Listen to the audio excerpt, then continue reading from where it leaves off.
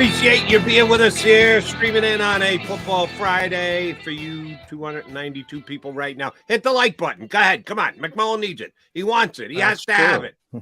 We got to get our likes up there. So, do us a favor. We don't ask for much. Hit us up on the like button before you get out of here. All right. For our next guest, before we get into any Eagle thing, we're going to talk about Andrew DiCecco from InsideTheBirds.com. You are way too young to be wearing that T-shirt. What the hell do you know about CBGBs? I'm an old soul and a historian, Jody. Andrew's a big music guy, man. Yeah. He knows it all. I believe he knows. I was in CBGBs before they started their door. And I'm sure you have plenty of stories about that for another time. Couple, but I was surprised and appreciative of the T-shirt you got on today. All right, back to the Birds. John was down there, you were down there, all the guys were down there for the limited look that you got for the Philadelphia Eagles in these, count them, 6 OTA practices. You think they got done what they needed to get done? Well, from what I've gathered, I mean, the Eagles are always a very progressive-minded team, and John can speak to this. I think that they get a lot done outside like in the classroom setting, and they're very meticulous in the details and the why behind what they're doing. And I think that they really do believe that they're getting enough work done off the field to really, they kind of render it sort of not really meaning a whole lot as far as OTAs go.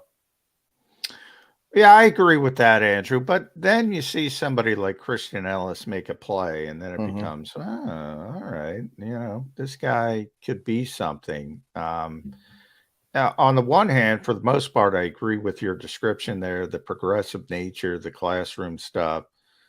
I just brought up, our buddy Mike Garapolo says, we don't play football in the spring. They don't play football. There's no team drills. There's no pads. There's no nothing. It's not real football. But then again, you see somebody make a splash and say, especially at a position of need, should I write that off and say, it doesn't mean that much? Where's that sort of line?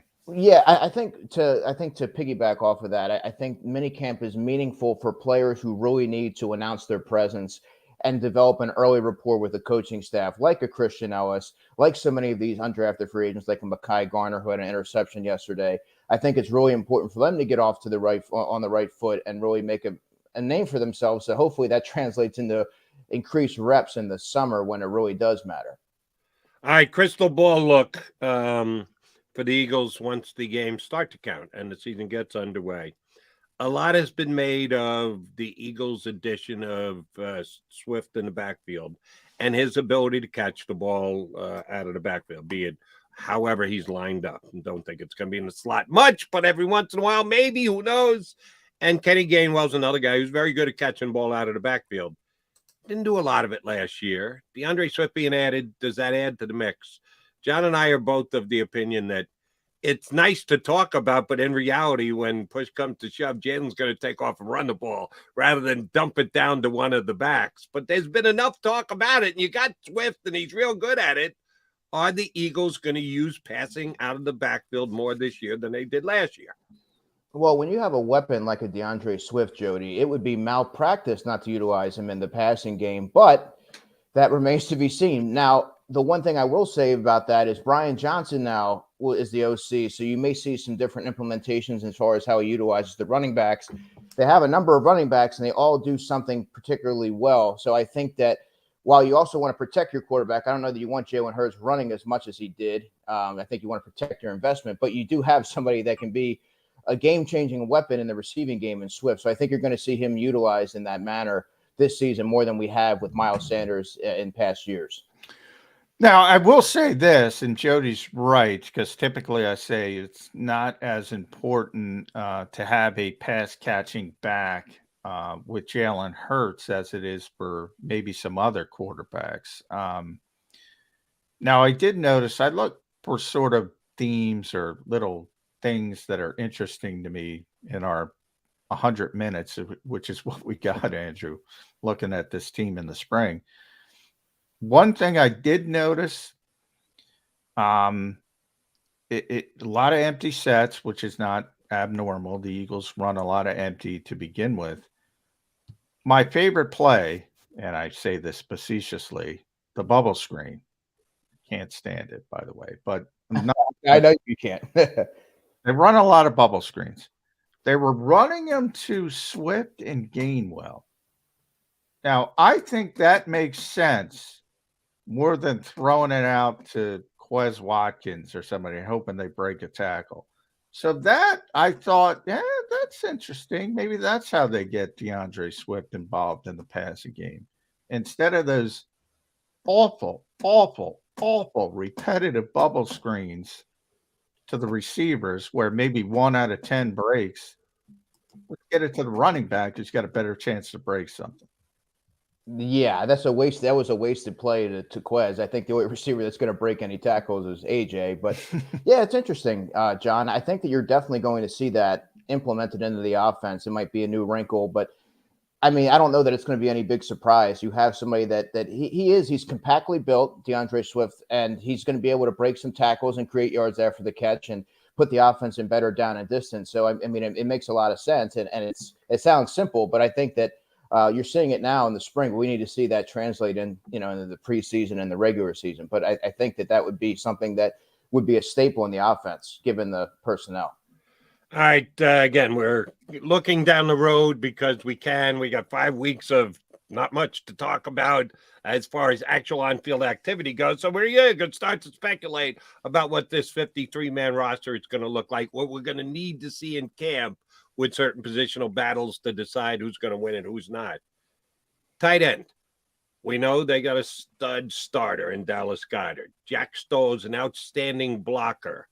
Two-part question. Number one, is Stoll's position a given because A's been here and B's that good a blocker and the Eagles like to run 12 enough that you want a guy in there who can do his job blocking? And if Stoll is a given as number 2, what decides number 3 between Arnold and Calcaterra and maybe even a Tyree Jackson? I like these questions. So somebody like Jack Stoll, Jody, is always going to have to scratch and claw to make a roster every summer. Okay. But I think given his skill set as being the team's best blocker at the position, more often than not is going to solidify his spot, because beyond him, you have Dan Arnold, who is not known for his blocking whatsoever, and you have Grant Calcaterra. So they're kind of the same type of player. So I think that the Eagles would be more inclined to give the nod to a player whom they drafted and invested time in, rather than a veteran journeyman who I think has been on 6 different teams. So I think right now Grant Calcaterra would have the edge over Dan Arnold, and I think Jack Stoll would be etched into that number 2 role if I had to guess right now. By the way, Dan Arnold, another great catch yesterday, Andrew. I mean, that guy can catch the football. Mm-hmm. But yeah, I mean, I don't think he can block you or me. So I don't know how it fits in, but it is weird how good he is as a receiver, and he keeps bouncing around. So there's some issues. That's going to be an interesting position to look at in the summer. Can we officially close the book on Tyree Jackson at tight end?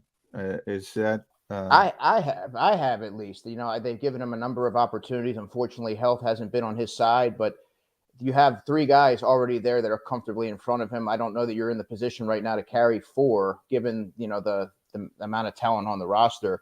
He might be a practice squad guy that you can continue to nurture, and maybe something happens. But I think right now, based on what you've seen, granted it has been a limited sample size, I don't know that you can afford a roster spot on somebody like Tyree Jackson at this stage. All right. Yesterday, the coach chose to prop up Quez Watkins rather than question. Yeah, man. Let's prop up Quez. Some guys need, how many times have we said this doing Sports Talk Collegiate? Some guys need a pat on the back and some guys need a kick in the ass. Apparently the coach thinks Quez is the kind of guy who needs a pat on the back. Yeah, I've been one of those who've questioned Quez and his status as a number 3 here in Philadelphia. But if the coach is going to go out of his way right before the summertime break to specifically note Quez Watkins is ready to show all you doubters that he's ready for the upcoming season, did the coach move your needle at all yesterday on Quez Watkins, Andrew? Not really. I mean, Nick Sirianni's never shied away from being effusive in his praise for Quez Watkins. I mean, at one point he called him that he had the potential of being the best number 2 that he's ever coached. So, I mean, if you're taking that at face, if you're taking that at face value, but you know what, you Jody, made me laugh, Andrew. You made me laugh. I think he's a player that they obviously like. I think he's a confident kid. I think he's somebody that is very coachable, which Nick Sirianni is a hands-on coach and very meticulous in the detail aspect of the position. So I think that there's certain elements to Quez's game that he probably likes and gravitates towards. I don't know that he needs a ton of a hugging and nurturing moving into the the latter stages of the offseason. But look, there's going to be a competition here, a realistic one for the number 3 spot. And Quez has said all the right things at locker room clean out, that he vows to improve on his shortcomings and use it as motivational fuel to move forward. And again, if you're taking what he's saying at face value, you should see an improved Quez Watkins more akin to what you saw from the 2021 season. But he's going to be his job. He's not going uncontested. Zacchaeus is coming for him. And I think that's going to be one of the prominent camp battles to watch. Here's my biggest concern at wide receiver. It's not. I think you can cobble things together with Quez and Alameda, Andrew. Whether 3-4, you kind of piecemeal it. Maybe Zacchaeus takes some of the slot work away from Quez. He's not as good in the slot. Maybe you play Quez in a more natural position. The drop off from those two down to the developmental guys, that concerns me. You got a better prospects than, Devin Allen's in Paris running track. And he's 28. Yeah, and he's 28. So all of that talk about him dedicating himself to football hasn't manifested himself. And then you're talking about Britton Covey, who I love personally, but he's a slot guy. He's very limited. Greg Ward's a slot guy, very limited. Charleston Rambo, I don't know. He's a good college player. Tyree Cleveland, Joseph Nada, Jaden Hazelwood, who's been hurt.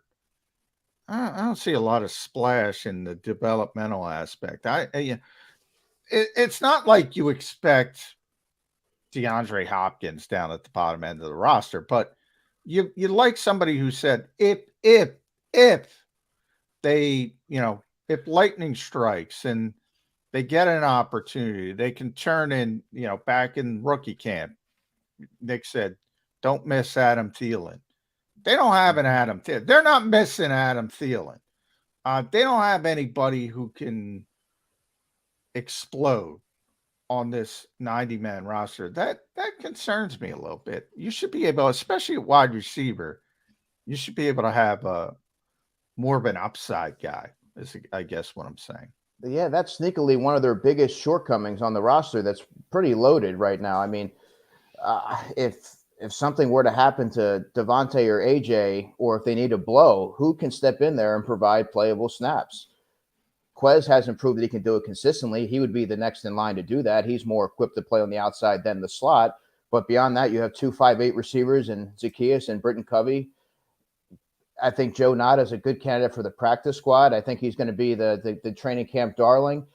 A sleeper that I would keep an eye on if you're looking at the receivers that are currently on the training camp roster would be Tyree Cleveland. He's played in 23 games, over 300 special team snaps, made the Broncos team outright. He runs a 4.4, and he played with Brian Johnson at Florida. So, but none of those names are anything that you want to count on moving forward. And an Adam Thielen would have been perfect on this team that's vying for a Super Bowl championship. But I think that you're going to have to look in the free agent market right now to bring in a veteran that has played on the outside, because right now it is extremely dire. They don't have anybody that can step in there that you can rely on. So it is a glaring hole. All right, Andrew, know the answer to this question would be, if you put it to the parties that you'd be asking, it'll be a collaborative decision. And I'm sure it will be, but I'm going to ask you to say who's at the top of that collaborative chain. Starting right guard for the Philadelphia Eagles this year could be Cam Jurgens, who is also the backup center, but if they like what they see there, could be Tyler Steen, who they took in the draft, who's a natural tackle, but they were planning on moving him to guard. Could be Driscoll.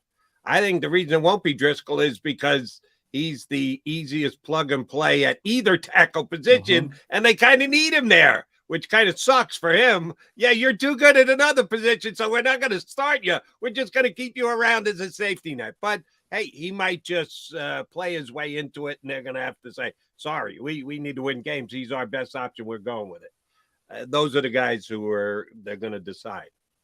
Who's going to decide? If there's one who's at the top of the list, is it Nick Sirianni? Is it Howie Roseman? Is it the Stoutland University's chancellor? Or is it Lane Johnson? Or is it Mr. Kelsey at center? Whose vote carries the most weight on who's going to be the starting guard for the Philadelphia Eagles?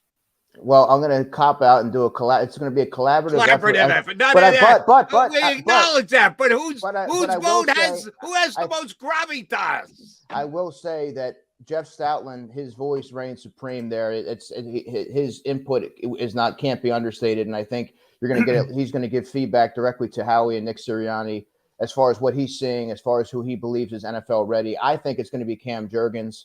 I think his weight and his size is a little bit. I think that's much, ado about nothing. I think he's ready to go. I think Tyler Steen, asking somebody who's never played the position to get it together in a few months is awfully ambitious. So I think that you're going to see Stoutland funnel all the information that he can to the decision makers and Nick Sirianni and Howie. And I think that Cam Jurgens probably will be the guy. Yeah, Jody knows I like to leave the door open a little bit, so I usually give like 2%, 3%, even when there's obvious. I'm going to go 100%. Jeff Stoutland is going to decide who the right guard is. 100%, maybe 110, a number that doesn't exist. Nobody's trying to usurp what Jeff Stoutland once done on that offensive line. And deservedly so. I mean, the Eagles know what they have in Stout. But I'm glad Jody brought that up for this reason. I should have brought this up earlier because it was one of the interesting things I noticed. We all know what the Eagles do with maintenance days, and they did it yesterday. Bunch of veterans out. We all know Jason Kelsey's one of those veterans. He's going to get a ton of maintenance days in camp. What do you do on those days? Do you kick Cam Jurgens back in the center? Or do you keep him at right guard to get him all the reps possible to get him ready for week one? Well, yesterday, it's one day in the spring, but they kicked him back in the center. And it was only individual work because they don't do team drills. So I was going to say, what they kick him into center for? They don't use it center individual in drills, work. Do they? And yeah, they do in individuals. So he was playing okay. Center, and Tyler Steen was playing with the first team at right guard. I thought that was interesting because it's going to happen a lot in the summer. So how would you take that, Andrew? Is that, well, Cam is ready to go, we don't have to worry about it, or they're hedging?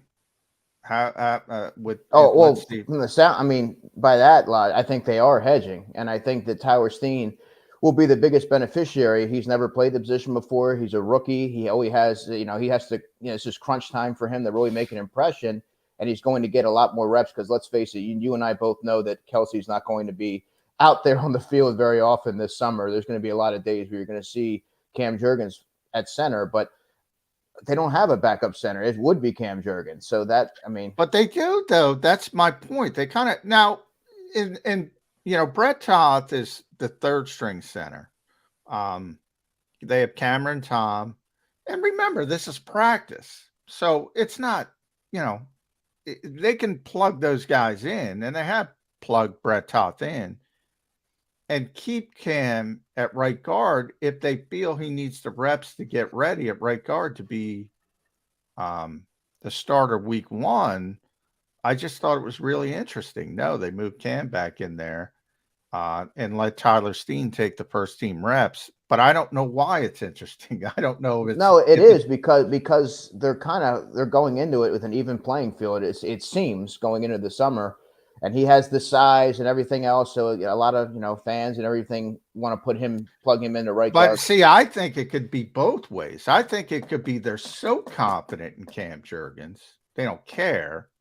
He can play center. He can play guard. He can do whatever we want, or the opposite. And I see both of you guys are, I guess, leaning towards the opposite, which is it's going to be a legit competition. I'm starting to feel, no, Cam's the guy. And they're so entrenched with Cam, they don't care. I'm playing devil's advocate here, John.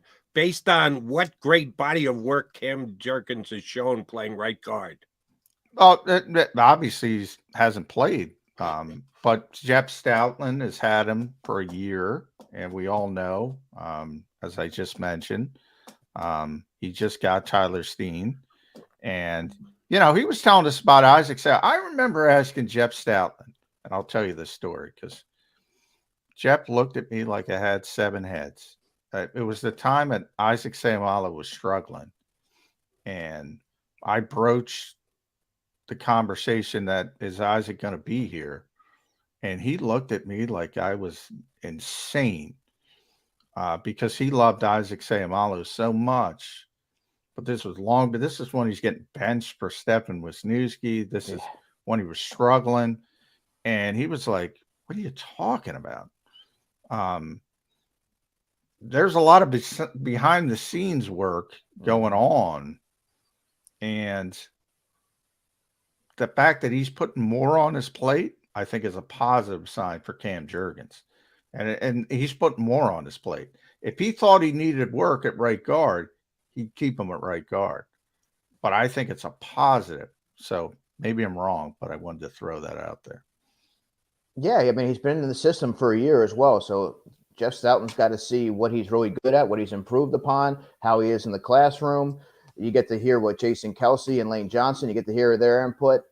They're going to be playing, he's going to be sandwiched in between those guys. So I think that there's a lot more that goes on behind the scenes. I agree. And man, this is going to get me in trouble anytime you even question Jason Kelsey with anything. At one point, Jason Kelsey did call Sue Opeta the Tesla stock of offensive linemen. So Jason kind of loves everybody. So I take everything that Jason says with a grain of salt. He's just a positive guy who wants to lift up all his teammates. More power to him. Here's off that positional battle that they're having at right guard. That's the only change on the offense. The Eagles come back en masse on offense, except for Isaac Seumalo's departure from Pittsburgh. Well, running back. Throw running back in. Miles. Right. Miles out too. But they do have returning guys who were part of the rotation last year. But thank you for that, John. Not many changes on offense. Defense, whole bunch of them. Hargrave, 2 linebacker, 2 safeties. Yeah, they're going to have to make some significant changes on defense. Knowing one coordinator only has to figure out how to get the most out of a couple of positions, and they're going to have helping hands in making those decisions, but then he's got to call plays around it, much more so on the defensive side of the ball. Who's got more pressure on him coming into the year, the new OC or the new DC? Well, the DC always is under the microscope here in Philadelphia. Yeah. But I'm gonna say Sean Desai, given the continuity, you have all these different components that you have to mesh and come together in only a matter of months. And you're looking at the linebacker position, which is perpetually scrutinized here in Philadelphia. The safety position, you could say the same for that.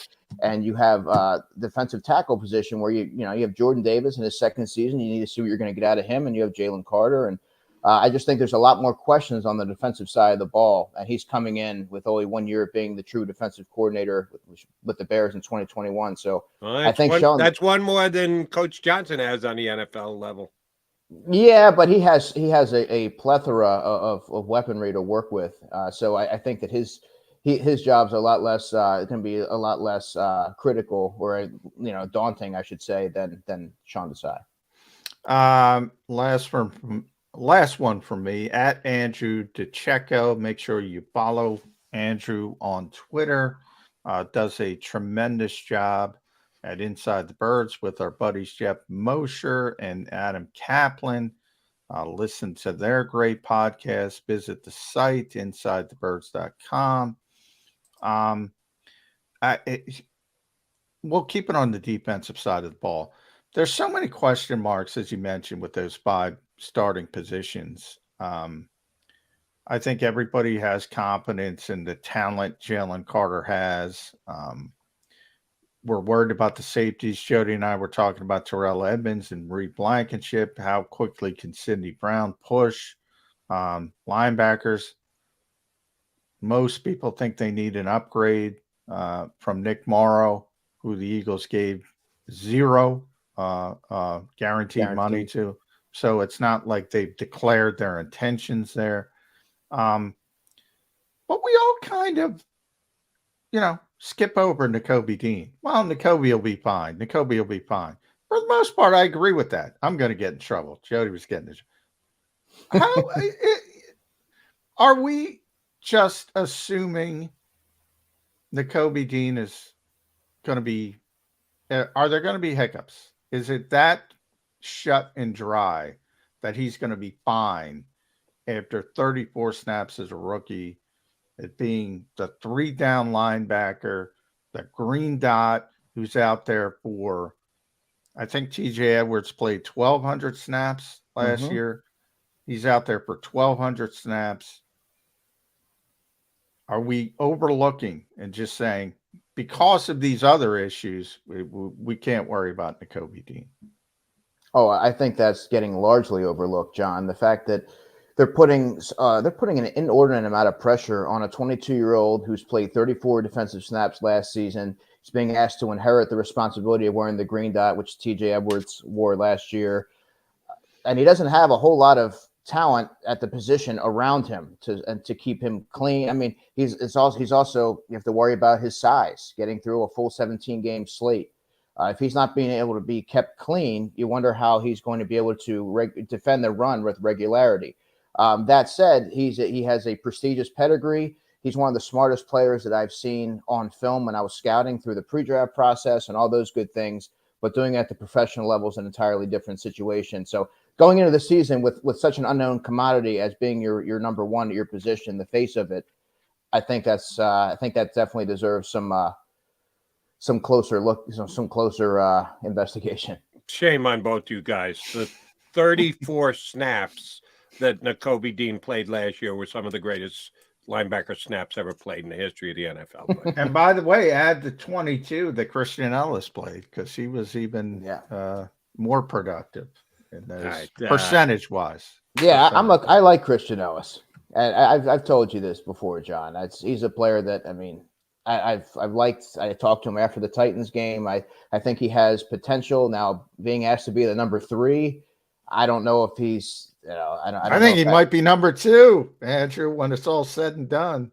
I mean, this is the guy. He runs it. He ran a 4.58 for what it's worth. At his pro. He's very athletic, and he has some good size and brings some physicality and tenacity. So we'll see what he can do. And he's got a pedigree. His dad was a great player. His dad was great. His brother's a great player. What round was he drafted in? He was not. He was not drafted. Oh, okay. Well, there are two different definitions to the word pedigree. One is your family. The other is how you came into the league. So one, he's got a great pedigree. The other one, not so great. Andrew knows, because Andrew does a lot of draft work. He was sort of, he's a 231-pound guy who was, some people thought he was an edge rusher. Some people thought he was but they wanted to transition him to off-ball linebacker. It's one of those things. And sometimes those guys fall into the cracks. And, that's the case with Christian Ellis. He's very instinctual, because most of the guys who are edge rushers or off-ball, like Kyron Johnson, they're trying to turn him back into an off-ball linebacker. The instincts aren't there. Not going to work. I'm sorry, Kyron. I hope he's not listening. It's not going to work. This kid, the instincts are there. I think it might work. The Eagles like him. He was one of those guys that was actually a riser going into the 2021 draft, late riser. I mean, he's athletic. So, I mean, he's going to be one of those guys that will be a summer surprise to some, but it won't be for me. I kind of expect him to take advantage of his increased opportunities. When all is said and done, Patrick Queen will be the other linebacker next to Nakobe Dean, and Christian Ellis will be getting double his step. What did he get? 21 last year? 22 snaps. I'm predicting 44 snaps this year for Christian Ellis, which is doubling his workload from the previous season. All right, Well, you last thing better for hope you. people stay healthy. That's another thing. Yeah. Because he's Exactly going to be right. worse, number 3. Very true. Kaiser White and TJ Edwards were out there for every single snap. They did stay healthy. All right, last thing for you, Andrew. Opening day for the San Francisco 49ers. Who's going to be their quarterback? I'm going to say Brock Purdy. Oh, another. Exactly right. Dr. Frank Job and Associates. I don't know. UCL. I don't know. I think it's going to be Sam Darnold. Here's my question, real quick. I'll piggyback. I'm sorry, Jody. Should have been like, if it's Sam Darnold, because of injury, that's because he's not ready to go week 1. Jody brought up in it. I'm not going to bring it up, but they have a really easy schedule. Oh yeah, as easy as the Eagles, maybe easier. So if they go 5-0 with Sam Darnold, are they going to bench Sam Darnold when Brock Purdy's ready? Are they? This is a really interesting hypothetical here. Yeah. What if I were to tell you that I don't think they would go 5-0 with Sam Darnold? I think if you look at their schedule, Andrew, it's going to be tough not to go 5-0. Yeah, I don't know that he can competently navigate that offense. He's just been I've fallen for the banana in the tailpipe too many times with Sam Darnold. How about Trey Lance? How about Kyle Allen? Because Kyle Allen, John Gruden, and by the way, I know Kyle Shanahan's the coach, but I'm calling him John Gruden. He's just collecting quarterbacks. He's collecting quarterbacks out there. I think that offense is talented enough that you could put somebody there, and I think they could probably win 3 out of those 5. Ooh, all right. I think they can get off to well, then it's no issue. Then you go right back to Purdy. Purdy only will if be you don't there lose. opening day. If he isn't ready till week 3, then he'll be the starter. If he isn't ready till week 6, then he'll be the starter. They're just bringing in safety nets. I don't think they actually are looking to replace Brock Purdy. Andrew, great stuff. Always a pleasure, bud. Appreciate a couple of weeks off. Unfortunately, you're not going to CBGB's since it no longer exists, but wherever you're going out to catch some good music. Have a good time, brother. Have a great weekend, guys. Thanks. Thank you, Andrew. From InsideTheBirds.com. All right, Mac and Mac coming back. You know what we got to do. Put a bow on the show. Put a bow on the week here on Birds 365.